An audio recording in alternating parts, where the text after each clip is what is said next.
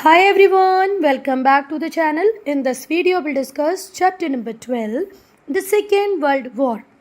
Today we will explore how the war began, ये युद्ध शुरू कैसे हुआ. Then we'll discuss who was involved in that. वो कौन सी countries थी जो World War II में involved थी. Then we'll discuss how it changed the entire world forever. कैसे इस युद्ध के बाद पूरी दुनिया पूरी तरीके से चेंज हो गई. जो पुरानी सुपर पावर्स थी, जिसे हम इंग्लैंड कह सकते हैं, जो पुरानी सुपर पावर थी जिसका नाम था इंग्लैंड, वो कहीं पीछे रह गई. तो नई सुपर पावर्स एग्जिस्टेंस में आई. एक थी यूनाइटेड स्टेट्स ऑफ अमेरिका और दूसरा था रशिया. बहुत कुछ है, बहुत कुछ इंटरेस्टिंग है इस चैप्टर में पढ़ने के लिए. स्टार्ट करते हैं चैप्टर को. तो बेटा, जब वर्ल्ड वॉर 1 ख़त्म हुआ 1919 में, तो बहुत हार्श पीस ट्रीटी साइन कराई गई. और ये इतनी हार्श और इतनी ह्यूमिलिएटिंग थी कि ये जो पीस ट्रीटीज़ थी ये ही कहीं बीच के रूप में देखी जाती हैं, सीड्स के रूप में दिखती हैं, जिनकी वजह से ही सेकेंड वर्ल्ड वॉर हुआ. देखो, वर्ल्ड वॉर 1 ख़त्म होने के बाद जो पीस ट्रीटीज़ साइन की गई थी, उसमें से एक ट्रीटी जो बहुत ही ज़्यादा हरासिंग थी, ह्यूमिलिएटिंग थी, उस ट्रीटी का नाम था ट्रीटी ऑफ वर्साई. तो ऐसे माना जाता है कि जो ट्रीटीज़ थी वही फाउंडेशन स्टोन है या सीड है किसका, वर्ल्ड वॉर 2 का.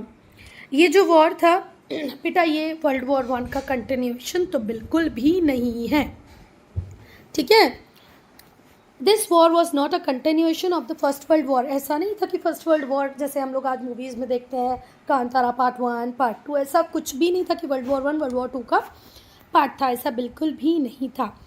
अच्छा, सिमिलैरिटी हमें देखने को मिलती है कारणों में, कैरेक्टरिस्टिक्स में, पर वो सुपरफिशियल नहीं है, डीप है. मतलब एक बार तो मैं कह रही हूँ कि वर्ल्ड वॉर 1 का सीक्वल नहीं है वर्ल्ड वॉर 2, कंटिन्यूएशन नहीं है वर्ल्ड वॉर 2 का, पर बहुत सारी सिमिलैरिटीज़ वर्ल्ड वॉर 1 और वर्ल्ड वॉर 2 के कारणों में हमें देखने को मिलती है, इनकी कैरेक्टरिस्टिक्स में देखने को मिलती हैं. पर ये थोड़ी सी डीप है बेटा, सुपरफिशियल नहीं है. जो डैमेज सेकेंड वर्ल्ड वॉर ने किया, उसने इसके पहले के सारे वॉर के डैमेजेस को सरपास किया. मतलब अब तक जितने भी युद्ध हुए थे उनका डैमेज अलग और वर्ल्ड वॉर 2 का डैमेज अलग, क्योंकि ये वो वॉर था जिसमें हमने न्यूक्लियर पावर को भी यूज़ किया, न्यूक्लियर वेपन को यूज़ किया. तो जितने भी वॉर अब तक हुए थे उन सब में सबसे ड्रास्टिक, सबसे डिस्ट्रक्टिव था वर्ल्ड वॉर 2, जिसने पूरे वर्ल्ड को पूरे डिस्ट्रक्शन के किनारे लाके छोड़ दिया. ब्रिंक मतलब होता है एक्सट्रीम एज, एक्सट्रीम एज, बिल्कुल किनारे लाके खड़ा कर दिया. किसके किनारे? जहाँ सब कुछ ख़त्म है, पूरी तरह डिस्ट्रक्शन. ठीक है. तो इस पैराग्राफ को एक बार और फिर से सुन लो. वर्ल्ड वॉर 1 में जो पीस ट्रीटी साइन कराई गई वर्ल्ड वॉर 1 ख़त्म होने के बाद, वही कहीं हम देखते हैं कि बीजारोपण या सीड देखा जाता है वर्ल्ड वॉर 2 का. अगर ट्रीटीज़ इतनी हरासिंग, इतनी ह्यूमिलिएटिंग नहीं होती तो शायद वर्ल्ड वॉर 2 नहीं होता. अच्छा, वर्ल्ड वॉर 1 का सीक्वल या कंटिन्यूएशन में वर्ल्ड वॉर 2 नहीं है बेटा, पर वर्ल्ड वॉर 1 और 2 में जो हमें सिमिलैरिटीज़ देखने को मिलती हैं उनके कैरेक्टरिस्टिक्स में, उनके कॉजेज़ में, वो सुपरफिशियल से थोड़ी सी ज़्यादा हैं. मतलब कारण समहाउ सेम हो सकते हैं. अब हम डिस्कस करेंगे वर्ल्ड वॉर 2 के कॉजेज़ को. तो जैसे ही पोलैंड का इन्वेजन करता है जर्मनी, ये ही इमीडिएट कॉज बनता है सेकेंड वर्ल्ड वॉर. मतलब सेकेंड वर्ल्ड वॉर अगर हम माने कि कहाँ से शुरू होता है, तो ये शुरू होता है जब जर्मनी इन्वेड करता है पोलैंड को. पर जो रियल कॉज होते हैं इस वॉर के आउटब्रेक के, वो बहुत ज़्यादा डीपर हैं, कैरेक्टर में बहुत ज़्यादा अलग हैं. अब हम 1 बाय 1 करके वो सारे कॉजेज़ को डिस्कस करेंगे. देखो, जैसे हम 1857 के वॉर को पढ़ते हैं तो हम बोलते हैं कि मंगल पांडे और जो कारतूस वाला एपिसोड है, काऊ बीफ का जो एपिसोड है, वही फाइनल है. तो वो एक पॉइंट है जहाँ से हम सहन नहीं कर पाए और हमने वॉर चालू कर दिया. पर वॉर के पीछे रीजंस बहुत सारे थे ना. ऐसे ही वर्ल्ड वॉर टू स्टार्ट जरूर जर्मनी के पोलैंड इन्वेजन से शुरू होता है, पर बहुत सारे दूसरे कॉजेज़ भी थे जो बैक हैंड पे चल रहे थे, जिनसे हम परेशान थे और अब चाहते थे कुछ बड़ा होना चाहिए। तो सबसे पहला कॉज था dissatisfaction with treaty of Versailles.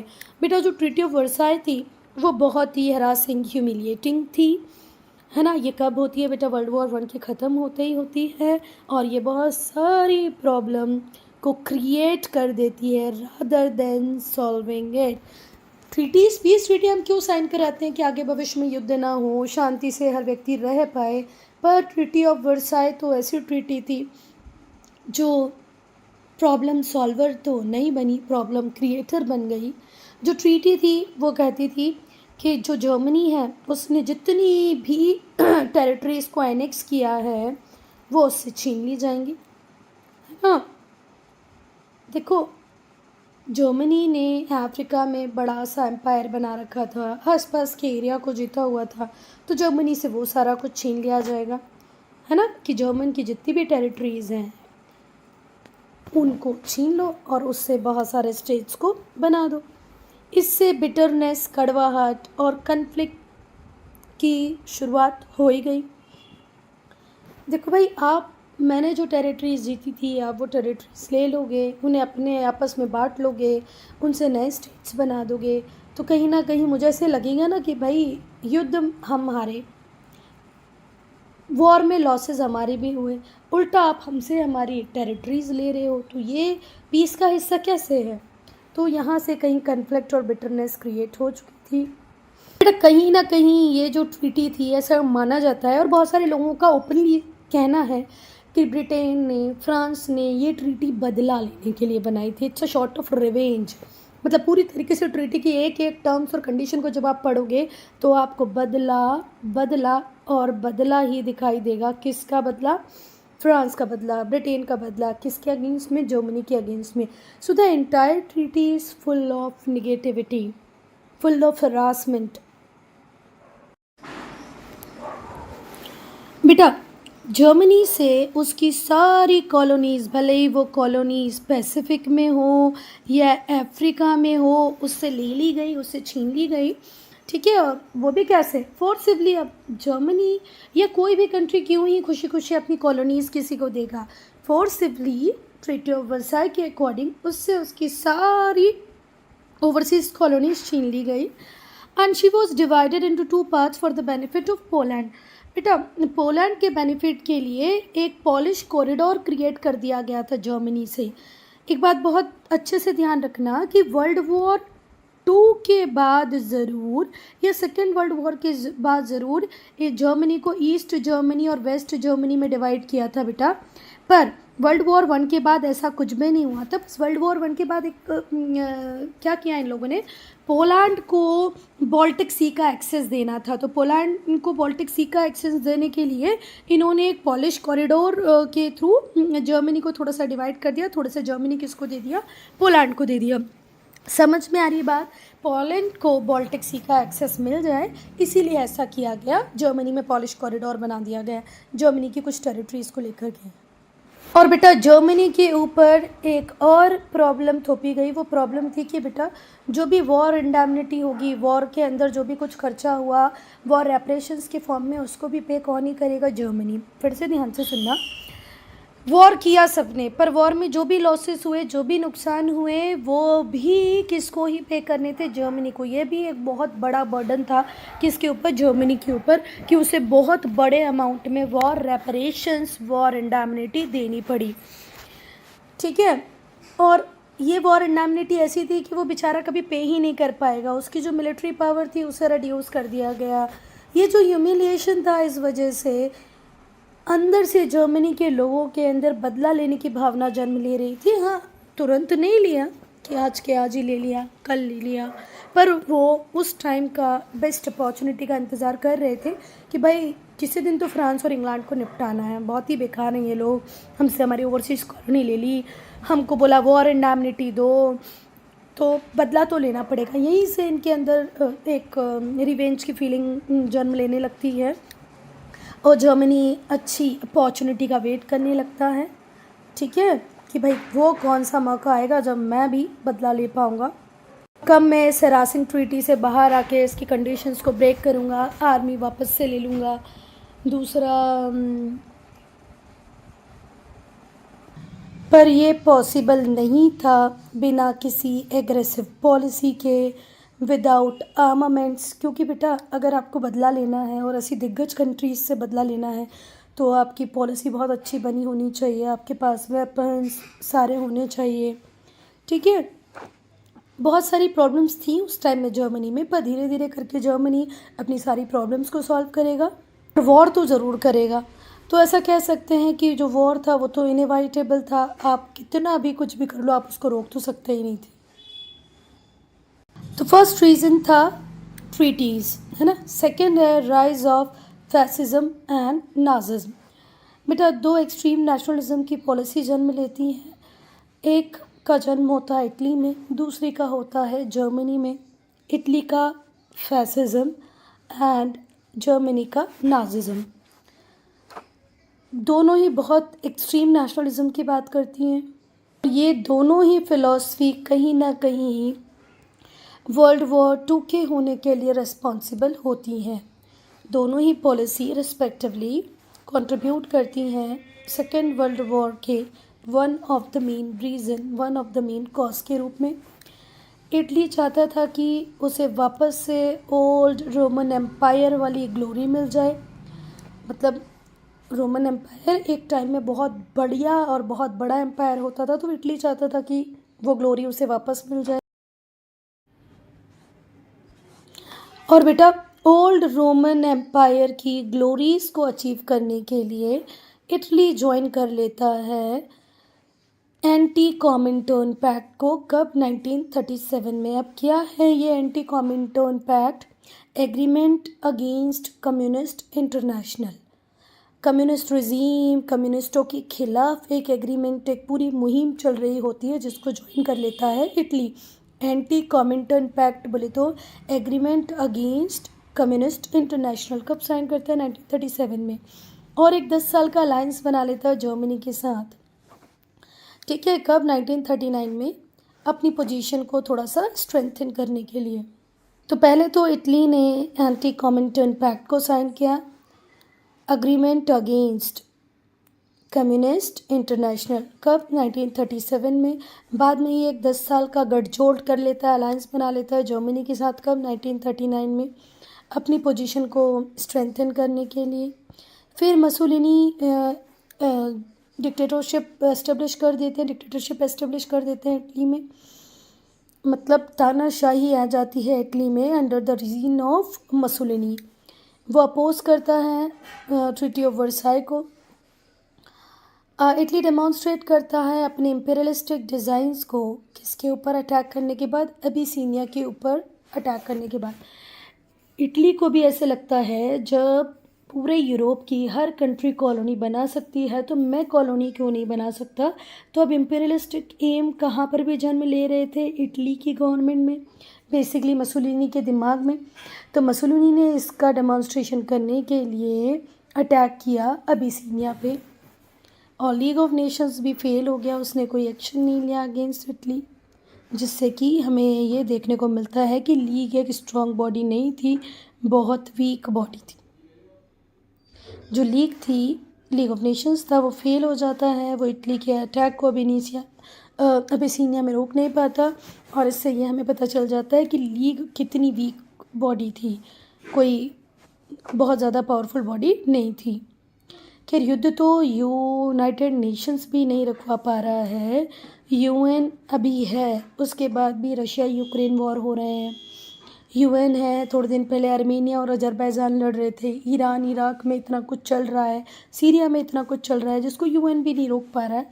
ऐसे ही लीग था पहले, लीग भी नहीं रोक पाया। बेटा जर्मनी में हिटलर भी ये चाहता था कि जर्मनी का जो प्रेस्टीज है, जो प्राउड है, वो वापस मिल जाए, इंटरनेशनली लोग जर्मनी को वापस से रिस्पेक्ट के साथ देखें। मतलब अब हिटलर ने ये ठान लिया था कि मैं अपने जर्मनी का, अपने नेशन का प्राउड, रिस्पेक्ट, प्रेस्टीज वापस लेके आऊँगा। He flouted the military clauses in the treaty of Versailles. Treaty of Versailles में मिलिट्री से रिलेटेड जितने भी क्लॉसेस थे उनको ओपनली डिफाई किया, ओपनली डिसएग्री किया। किसने? हिटलर ने। कि भाई अब नहीं, अब अति हो गई है, मैं तो इस ट्रीटी के क्लॉसेस को नहीं मानता, है ना। तो मतलब जैसे बोलते हैं कि जो रूल थे उन्हें नहीं मानना। तो फ्लाउटेड जो क्लॉजेस लिखे गए थे उनके साथ उसने धोखेबाजी कर ली, उन्हें मानने से इनकार कर दिया कि भाई जो कुछ भी तुमने लिखा था ना उस ट्रीटी में मिलिट्री को लेकर के, मैं उसको नहीं मानता। इसने रीआर्मामेंट चालू कर दिया, वापस से मशीन गन्स और जितनी भी वॉरफेयर मशीनरी है, टैंकर वगैरह, वो सब बनाने लग गया। ट्रीटी ऑफ वर्साई के एक क्लॉज को ओपनली डिफाई कर दिया, जो क्लॉज था मिलिट्री क्लॉज, ठीक है। और ये जो वर्ड फ्लाउटेड है इसका मीनिंग होता है refuse to obey. फ्लाउटेड means refuse to obey, मना कर दिया, मैं मानूंगा ही नहीं इसके कंडीशंस को। 1938 में इसने ऑस्ट्रिया को अनेक्स कर लिया एंड डिसमेंबर्ड अर्स्टवाइल चेकोस्लोवाकिया। उस टाइम में चेकोस्लोवाकिया होता था, आज तो नहीं है, फॉर्मर चेकोस्लोवाकिया, आज चेकोस्लोवाकिया नहीं है, इसे भी डिसमेंबर्ड कर दिया। कैसे डिसमेंबर्ड कर दिया चेकोस्लोवाकिया को? चेकोस्लोवाकिया में बोहीमिया हुआ करता था, सुडेटनलैंड हुआ करता था, तो हिटलर ने सुडेटनलैंड के ऊपर कब्जा कर लिया।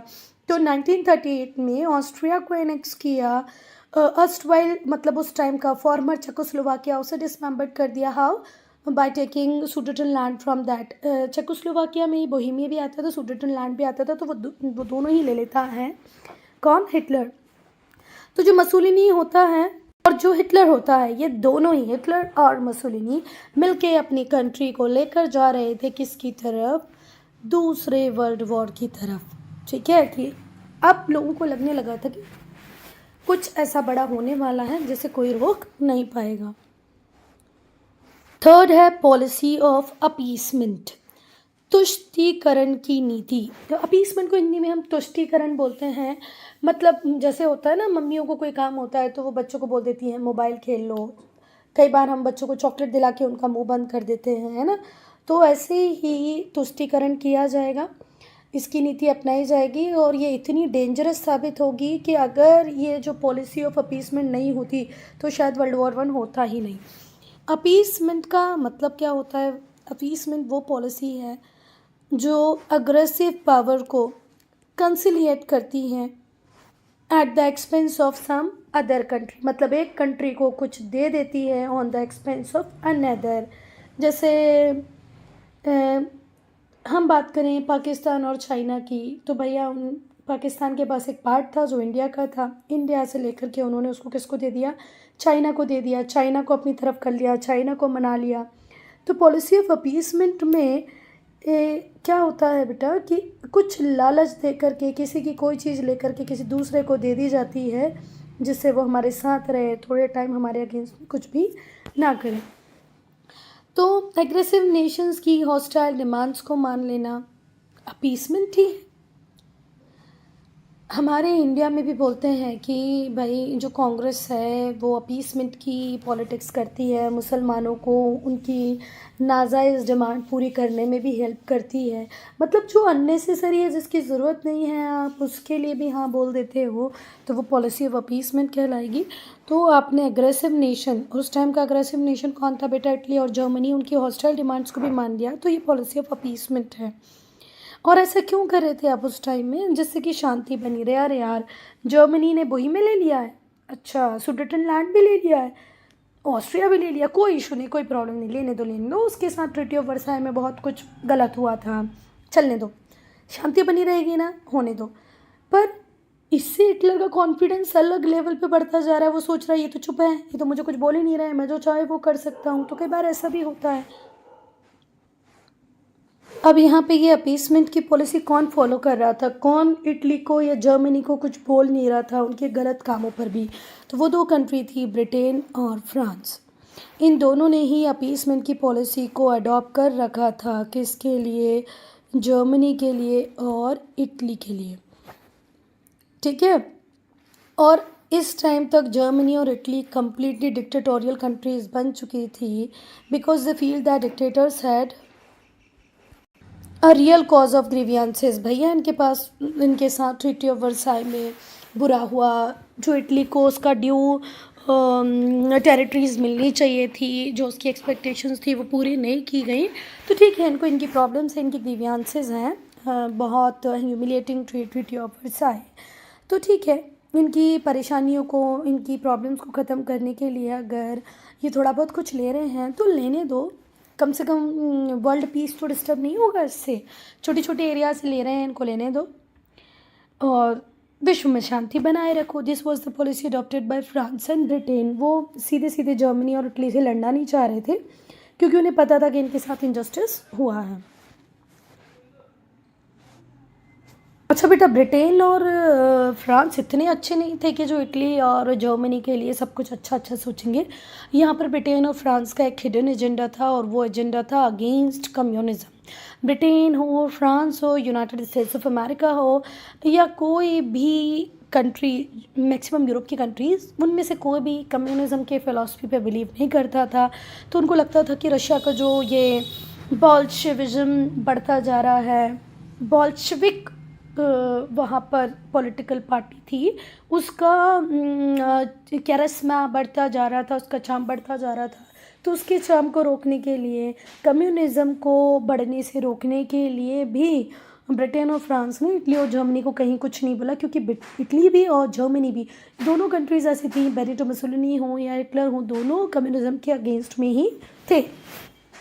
सो अपीसमेंट सिर्फ इसलिए नहीं किया जा रहा था जर्मनी और इटली का कि शांति बनी रहेगी या उनको थोड़ा बहुत ले लेने दो, जबकि हिडन एजेंडा ब्रिटेन और फ्रांस का ये भी था कि वो ये जो राइजिंग टाइड आ रही थी कम्युनिज्म की, रशियन बोल्शेविज्म की, उसको भी चेक करना चाहते थे, रोकना चाहते थे। ब्रिटेन और फ्रांस को डर था कि जर्मनी जो है वो ऐसा ना हो, डाइवर्ट हो जाए रशिया के टुवर्ड्स, रशियन बोल्शेविज्म की टुवर्ड्स, क्योंकि देखो जर्मनी में प्रॉब्लम तो बहुत थी। तो इन लोगों को पता नहीं क्यों ऐसा डर लगने लगा था ब्रिटेन फ्रांस को कि ऐसा नहीं हो ये प्रो रशियन बन जाए, बोल्शेविज्म की फ़िलासफ़ी को अपनाने लग जाए, कम्युनिस्ट बन जाए। इसीलिए इन्होंने अलाउ किया जर्मनी को टू रीआर्म, मतलब आर्म्स वापस बना लो, रीमिलिटराइज कर लो, ठीक है, राइनलैंड में मिलिट्री लगा दो, ऑस्ट्रिया को कैप्चर कर लो, चेकोस्लोवाकिया को तोड़ दो या उसको अपने पास रख लो। सी हम बोलते हैं ना कि एक तीर से दो निशाने, वही काम करे थे ब्रिटेन और फ्रांस की भैया अगर हमने इनको जाने दिया तो ये कम्युनिज़्म को ख़त्म कर देंगे, और अदरवाइज़ ये कम्युनिज़्म के साथ मिल गए तो हमारी बारह बजा देंगे। तो इसलिए इन्होंने जर्मनी को कुछ भी नहीं बोला, जर्मनी को रीआर्म करने दिया, रीमिलिटराइज करने दिया, ऑस्ट्रिया चेकोस्लोवाकिया को लेने दिया। So without western countries policy of appeasement, fascism and Nazism वो सर्वाइव भी नहीं कर पाती इतने दिनों तक कि वो सेकेंड वर्ल्ड वॉर करा दें। समझ में आ रहा है बेटा कि नाजिज़म, फैसिज्म कितना भी मजबूत क्यों ना हो, पर अगर इन्हें वेस्टर्न यूरोपियन कंट्रीज़ का सपोर्ट नहीं मिलता तो ये फ़िलासफ़ी किसी भी काम की नहीं रह जाती, है ना ही तो ये सेकेंड वर्ल्ड वॉर कर पाती, ना ही तो इतने बड़े मैसिव लेवल पे डिक्टेटरशिप को एस्टेब्लिश कर पाती। पर वेस्टर्न यूरोपियन कंट्रीज़ ने इन्हें सपोर्ट किया अपने हिडन एजेंडा के लिए। नेक्स्ट कॉज है बेटा Japanese invasion of China. China का इन्वेजन हुआ, और इन्वेडर कौन था? जापान। देखो जापान इतनी सी कंट्री, चाइना इतना बड़ा, इस चाइना को इन्वेड कर लिया था किसने? जापान ने। तो जो जापान की पॉलिसी थी एक्सपांशन की, वो भी एक कारण रही वर्ल्ड वॉर 2 का। जापान के एम्बिशंस दिन पे दिन बढ़ने लगे वर्ल्ड वॉर 1 के बाद। वो भी सोचने लगा कि यार मैं क्यों नहीं, मुझे भी कॉलोनी बनानी है, मेरा भी कंट्रोल होना चाहिए पैसिफिक के ऊपर। और वो चाहता था कि फार ईस्ट को वही डोमिनेट करे, मतलब जापान का ऐसा मानना था, ऐसा सोचना था कि फार ईस्ट मेरी प्रॉपर्टी बन जाए फ्यूचर में। 1931 में जापान ने इंटरवीन किया, कहाँ पर? मंचूरिया में, ठीक है। लीग अपोज करती रही, लीग ने कहा कि नहीं भैया ये गलत होगा, आपको चाइना का मंचूरिया नहीं लेना चाहिए। In spite of that Japan की इंटरवीनिंग इन मंचूरिया, उससे ऑक्यूपाई भी कर लिया और वहाँ पर अपनी सरकार भी बना दी। Manchuria which was the part of China occupied by Japanese they occupy that particular part, set the government there. Japan ने स्टार्ट कर दिया था एक undeclared war against China in 1931। 1931 में जापान ने एक वॉर स्टार्ट कर दिया था, किसके खिलाफ? चाइना के खिलाफ। कब ही कर दिया था? 1931 में। चाइना ने लीग ऑफ नेशन से बहुत अपील की कि देखो भाई जापान को थोड़ा संभालो, जापान के अगेंस्ट में थोड़े सैंक्शंस लगा दो, जापान सही नहीं कर रहा है, ठीक है। ब्रिटेन और फ्रांस जो लीडिंग मेंबर हुआ करते थे लीग ऑफ नेशंस के, उन्होंने कोई ध्यान नहीं दिया इस अपील पर। आज का जो चाइना आप लोग देखते हो जो बोलता है साउथ चाइना सी भी मेरा, इंडिया का अरुणाचल प्रदेश भी मेरा, ये भी मेरा, वियतनाम भी मेरा, कंबोडिया भी मेरा, तो वो आज इतना अग्रेसिव बना ही इसलिए क्योंकि पास्ट में उसके साथ बहुत कुछ बुरा हुआ है, और बहुत कुछ बुरा करने वालों में एक नाम जापान का भी है। तो जब जापान ने अनडिक्लेयर्ड एक वॉर डिक्लेयर कर दिया, ठीक है, एक वॉर चालू कर दिया, किसके टुवर्ड्स? चाइना के टुवर्ड्स। तो चाइना ने लीग ऑफ नेशन से कंप्लेन की, do something, put some sanctions on Japan, but League of Nations remain silent. Britain, France never paid any attention to that matter, कुछ नहीं किया उन्होंने। जापान ने फिर ज्वाइन कर लिया बर्लिन रोम एक्सिस को। बर्लिन, जर्मनी, रोम, इटली, इनके एक्सिस को ज्वाइन कर लिया, और उसके बाद जो बर्लिन रोम एक्सिस था बन गया बर्लिन रोम टोक्यो। बेटा आप लोगों को इतना तो पता ही होगा, बर्लिन जर्मनी की कैपिटल है, रोम इटली की कैपिटल है, टोक्यो जापान की कैपिटल है। और जापान ने बर्लिन और रोम का ये जो पैक्ट था, ये एक्सिस था, इसको ज्वाइन क्यों किया था? अपने आप को और ज़्यादा एक्सपांड करने के लिए और एरियाज़ को जीतने के लिए। 1933 में जो जापान था उसने लीग ऑफ नेशंस को छोड़ दिया, ठीक है। जापान ने लीग ऑफ नेशंस से विड्रॉ कर लिया 1933 में, और ऑक्यूपाई करना स्टार्ट कर दिया ब्रिटिश और अमेरिकन प्रॉपर्टीज़ को। कहाँ पर? चाइना में। 1933 में Japan withdrawn from League of Nations, started occupying the properties of Britain, America in China. Britain और जो फ्रांस थे उन्होंने अपीसमेंट की पॉलिसी को ध्यान में रखते हुए कुछ नहीं कहा। कहीं ना कहीं यहाँ पर भी ब्रिटेन और फ्रांस का एक हिडन एजेंडा था, और वो एजेंडा था is to weaken China. China को कमज़ोर बनाना है। अब हम तो जाके चाइना को कमज़ोर बनाएंगे नहीं, ब्रिटेन और फ्रांस सोच रहे हैं। तो जापान बना रहा है तो कोई प्रॉब्लम नहीं, जापान को बनाने दो, ठीक है। लीग ऑफ नेशन से पुल आउट किया जापान ने, कर लो, हमारी प्रॉपर्टी ले रहा ले लो, अमेरिका की प्रॉपर्टी ले रहा ले लो, पर चाइना को वीक करना इनका प्लान था। सो दे सेड नथिंग। जापान का हौसला और बढ़ता गया। ब्रिटेन और फ्रांस ने पॉलिसी ऑफ अपीसमेंट को अपनाया, ये ध्यान में रखते हुए कि जापान का यूज़ हम चाइना को वीक करने में कर सकते हैं, और ऐसी सिचुएशन में वॉर इनएविटेबल था। ब्रिटेन और फ्रांस जो चौधरी बने बैठे थे लीग ऑफ नेशंस के, उन्हें ऐसे नहीं करना चाहिए था, पर उन्होंने रैशनली रिएक्ट नहीं किया। नेक्स्ट है लीग ऑफ नेशंस की फेलियर।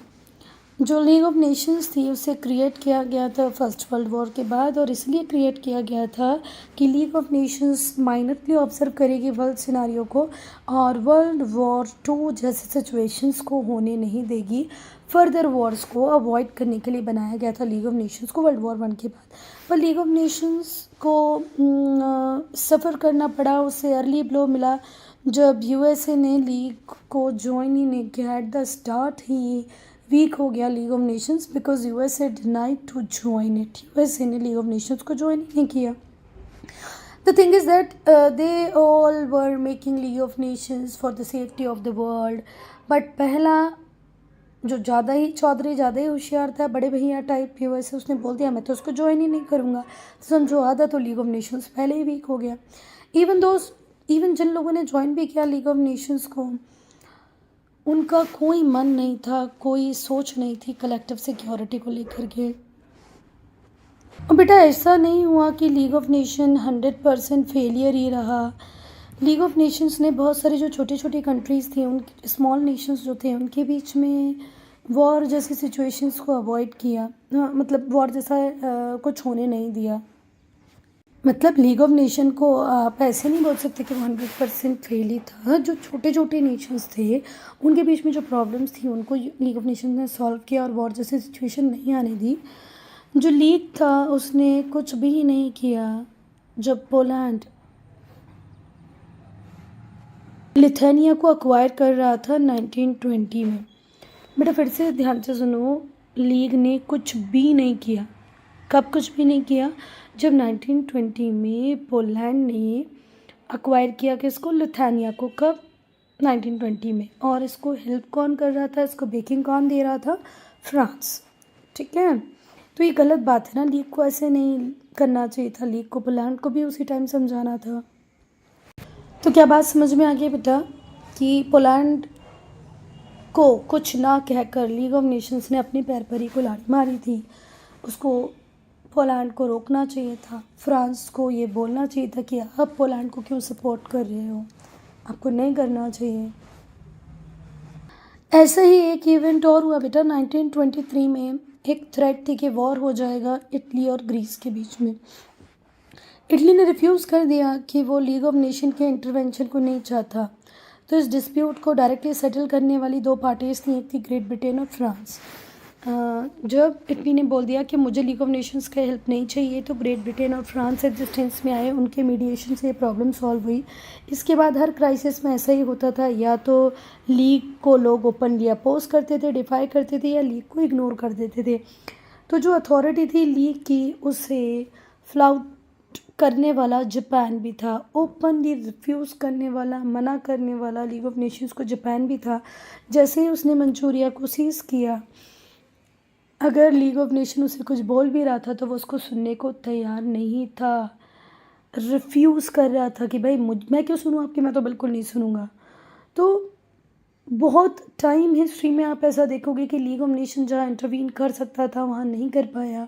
कई बार ब्रिटेन फ्रांस की वजह से, कई बार ब्रिटेन फ्रांस के अपीसमेंट की वजह से, और कई बार पार्टियां खुद डिफाई कर गई, इग्नोर कर गई कि हम मानते ही नहीं कि लीग ऑफ नेशन जैसा कोई चीज़ है। तो जब जापान ने मंचूरिया को अक्वायर किया तो उसने ओपनली फ्लाउट किया, ओपनली डिफाई किया किसको? लीग ऑफ नेशंस को, उसके ऑर्डर ना मानकर। और ऐसा ही इटली ने भी किया जब इटली ने इथोपिया को कनकर किया। तो जापान जब मंचूरिया को कनकर करता है, जब लीग ऑफ नेशंस को ओपनली चैलेंज करता है, सेम वे में इटली भी करता है। कब? जब वो इथियोपिया को कंट्रोल करता है। बेटा ये जो कोएर्सिव मशीनरी थी लीग की, वो एडिक्वेट नहीं थी। जो काम उसे दिए गए थे उसके हिसाब से उसके पास ताकत नहीं थी। ठीक है, मतलब वो उतना एम्पावर्ड नहीं था। बेटे जो वर्ड कोएर्सिव है, इसका मीनिंग होता है रिलेटिंग टू फोर्स, थ्रेट। मतलब उसके पास उतनी शक्तियाँ नहीं थी जितनी शक्तियाँ इस पूरी दुनिया को संभालने के लिए चाहिए थी। जो इकोनॉमिक सैंक्शंस थे उनका कोई यूज़ ही नहीं था। ठीक है, अगेंस्ट द डिटरमिन्ड एग्रेसर।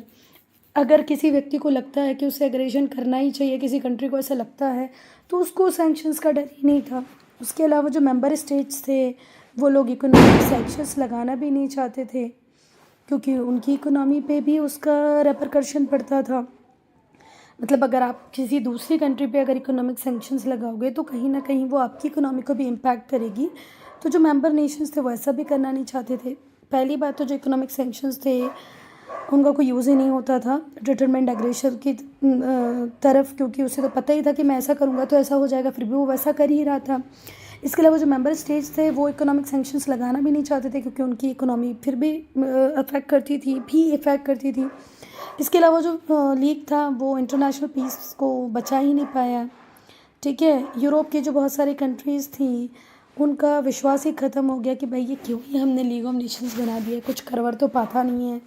तो एवरीबडी वाज लाइक कि ये तो यूजलेस प्रोडक्ट है, कुछ काम नहीं है इसका। Thereafter they themselves entered into mutual political और मिलिट्री अलायंस। के अलावा क्या हुआ, जब सबने देख लिया कि यार ये तो पावरलेस टूथलेस ऑर्गेनाइजेशन है लीग ऑफ नेशंस, तो they themselves made alliance in between among themselves. दो कंट्रीज़ ने मिलकर अलायंस बना लिए, बहुत सारी कंट्रीज़ ने मिलकर अलायंस बना लिए, खुद की प्रॉब्लम को वो अपने लेवल पे सॉल्व करने लग गए। अब हम पढ़ेंगे बेटा इस वॉर के इमीडिएट कॉज को, हिटलर के इन्वेजन को। हिटलर ने पोलैंड को इन्वेड किया था सितंबर 1939 में। किन रीज़न से किया था वो देखेंगे अब हम। जब ट्रीटी ऑफ वर्साई साइन कराई गई थी तो जर्मनी को डिवाइड कर दिया गया था 2 पार्ट्स में, जिससे कि लैंड रूट दिया जा सके पोलैंड को, वो बाल्टिक सी तक पहुंच पाए। जो पोर्ट ऑफ डेंजिंग था वो पोलैंड को दे दिया गया था। जर्मनी चाहता था कि उसकी लॉस्ट टेरिटरी उसे मिल जाए। जर्मनी ने पोलैंड के ऊपर कब्जा क्यों किया, पहले उसे जीता क्यों? क्योंकि वो पार्ट जर्मनी का ही था, डेंजिंग पोर्ट जर्मनी का ही था। वो जर्मनी से लेके पोलैंड को दे दिया गया था, जिससे पोलैंड को बाल्टिक सी की एक्सेस मिल पाए। तो भाई ये तो गलत है ना। तो हिटलर ने बोला नहीं, मुझे तो मेरा पार्ट वापस चाहिए, तो वो उस पर अटैक कर देता है। जो सिटी ऑफ डेंजिंग थी वहाँ पर मेनली जर्मन्स ही रहते थे, ठीक है। The city of Danzig was inhabited by mainly Germans. और जैसे ही डेंजिंग कॉरिडोर को पोलैंड ले लेता है तो भाई जर्मन्स को जर्मनी के लोगों से दूर कर देता है ना। और Germany could connect with east Prussia. अरे जब अब तुमने बीच वाला थोड़ा सा पार्ट किसको दे दिया है, पोलैंड को दे दिया है। अब जर्मनी के लोग ही उस पर्टिकुलर पार्ट में रहते हैं, तो जर्मन्स का कहना ये था कि हम डेंजिंग को वापस ले लेंगे, और डेंजिंग को वापस ले लेंगे मतलब हम ईस्ट प्रूशिया के लोगों के साथ कनेक्ट कर पाएंगे। वो हमारे अपने लोग हैं, जर्मन्स हैं, वो पोलैंड के साथ क्यों रहेंगे, वो पॉलिश लोगों के साथ क्यों रहेंगे, वो हमारे साथ ही रहेंगे। क्लियर है, समझ आया? अगर कन्फ्यूजन है तो फिर से देख लो। जो डेंजिंग की सिटी थी मेनली वहाँ पर जर्मन्स रहते थे, तो डेंजिंग को अक्वायर करके डेंजिंग कॉरिडोर को लेकर के जर्मनी अब कनेक्ट कर पा रहा था ईस्ट प्रूशिया के लोगों से, मतलब अपने खुद के लोगों से। जर्मनी ने एक काम और किया बेटा, एक नॉन एग्रेशन पैक्ट साइन किया रशिया के साथ अगस्त 1939 में। Poland was accused of committing atrocities against Germans living there. और पोलैंड के ऊपर ये आरोप था कि वो अत्याचार कर रहा है, परेशान कर रहा है उन जर्मन्स को जो उस पर्टिकुलर पार्ट में रह रहे हैं। जर्मनी ने एक नॉन एग्रेशन पैक्ट साइन किया रशिया के साथ 1939 में। और पोलैंड जो था बेटा वो कल्प्रिट था, क्योंकि वो अत्याचार कर रहा था जर्मनी के लोगों पे, जो वो कॉरिडोर जो पॉलिश कॉरिडोर बनाया था वहाँ रहते थे उनके। तो बेटा होता क्या है, 1 सितंबर 1939 1 सितंबर और सितंबर 1 1939 को जो जर्मन आर्मीज़ होती हैं वो पोलैंड की तरफ चली जाती हैं। फ्रांस और ब्रिटेन अल्टीमेटम देते हैं जर्मनी को, भाई अब बहुत हो गया तुम्हारा, तुम्हें ये नहीं करना चाहिए। इसके रिप्लाई में जर्मनी फ्रांस पर ही अटैक कर देता है सितंबर 3 को। ब्रिटेन और फ्रांस मिलकर वॉर डिक्लेयर कर देते हैं जर्मनी पे। जैसे ही जर्मनी पोलैंड पे अटैक करता है, ब्रिटेन और फ्रांस उसको बोलते हैं भैया बहुत हो गया तुम्हारा अपीसमेंट, हमने देख लिया, हमने दे दिया तुम्हें जो देना था चुपचाप, पर तुम तो अब ज़्यादा ही सर पे बैठ रहे हो। तो ये धमकी जब जर्मनी को मिली तो जर्मनी ने बोला बेटा ऐसा नहीं बाबा, लो जर्मनी फ्रांस पे भी वो अटैक कर देता है। अब फ्रांस पे जैसे अटैक करता है, ब्रिटेन और फ्रांस जर्मनी पे वॉर डिक्लेयर कर देते हैं। तो इसलिए कहा जाता है कि जब पोलैंड का इन्वेजन हो रहा होता है, यही ही बिगिनिंग पॉइंट होता है सेकेंड वर्ल्ड वॉर का। जो जर्मन आर्मीज़ होती हैं वो पोलैंड को जीत लेती हैं, 3 हफ्ते से भी कम लगते हैं, और ये पूरी कोशिश करती है कि पोलैंड तक कोई हेल्प ना पहुँचे। पोलैंड पे अटैक किया, ब्रिटेन फ्रांस ने जर्मनी को धमकाया, जर्मनी ने फ्रांस पे अटैक किया। पोलैंड तो गया, ब्रिटेन और फ्रांस भी लड़ने लग गए जर्मनी से।